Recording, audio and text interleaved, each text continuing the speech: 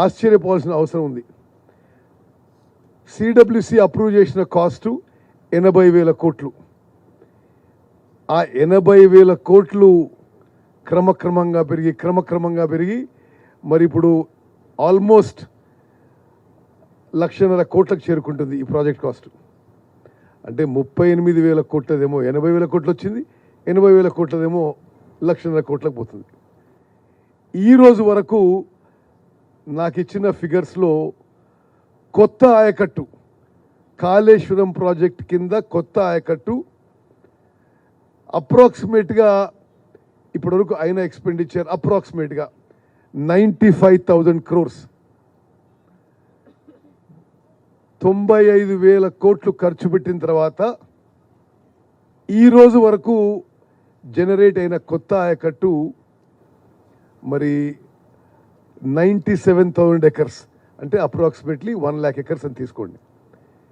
మరి ఈ విషయాన్ని కూడా మన ఇంజనీర్లతో నిపుణులతో కూడా మాట్లాడి ఇంత పెద్ద ఎత్తున ఎక్స్పెండిచర్ చేసి ఇంత తక్కువ కొత్త ఆయకట్టు, మరి స్టెబిలైజ్ ఆయకట్టు కింద కొంత ఇచ్చామని చెప్పి మన ఇంజనీర్లు చెప్తున్నారు. అదేవిధంగా కంట్రోలర్ ఆడిటర్ జనరల్ కూడా ఈ ప్రాజెక్ట్ మీద చాలా తీవ్రమైన విమర్శలు చేయడం జరిగింది.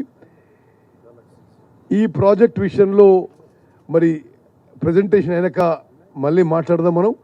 ఇప్పుడు ఇంజనీర్లు ప్రజెంటేషన్ చేస్తారు. ఆ తర్వాత మా కొలీగ్స్కి ఏమైనా క్వశ్చన్స్ ఉంటే అది డిస్కస్ చేద్దాం. ఆ తర్వాత ఎల్ఎన్టీ, ఆఫ్కాన్, నవయుగ వాళ్ళు కూడా పిలిచాను, వాళ్ళు కూడా ప్రజెంటేషన్ చేయమంటున్నాం. ఆశ్చర్యకరం ఏంటంటే మేడిగడ్డ బ్యారేజ్ కుంగిపోవడమే కాదు, అన్నారం బ్యారేజ్ కూడా డ్యామేజ్ జరిగి ఉంది. సుందిల్ల బ్యారేజ్ విషయంలో ఇంకా పరిశీలించాల్సిన అవసరం ఉంది. ఇది రాష్ట్రానికే అంటే ఇంత ఖర్చు పెట్టి ఇది కూడా హై కాస్ట్ బారోయింగ్స్ తీసుకొచ్చి ఇప్పుడు యాన్యువల్ పేబ్యాకే ఈ ప్రాజెక్టు మీద 13,000 కోట్లు ఉండబోతుంది. నడిచినప్పుడు హ్యూజ్ పవర్ బిల్ కూడా ఉంటుంది. మరి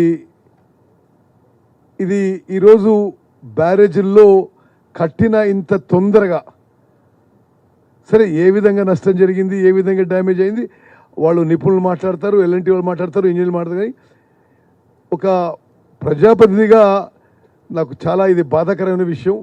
ఎందుకంటే ఇప్పుడు 3 బ్యారేజీలు ఖాళీ చేస్తే అసలు కాళేశ్వరం ప్రాజెక్టులో మొత్తం ఇప్పటివరకు పెట్టిన పైసలు అవి రిపేర్ అయ్యే వరకు మరి ఆ ఇంట్రెస్ట్ బర్డన్ ప్రభుత్వం మీద ప్రజల మీద ఉండిపోతుంది తప్పితే మరి ప్రాజెక్ట్ ఇంకో ప్రయోజనం ఉండదని చెప్పి కూడా నేను మనం చేస్తూ సరే ప్రజెంటేషన్ తర్వాత మళ్ళీ మనం ఒకసారి మాట్లాడదాం.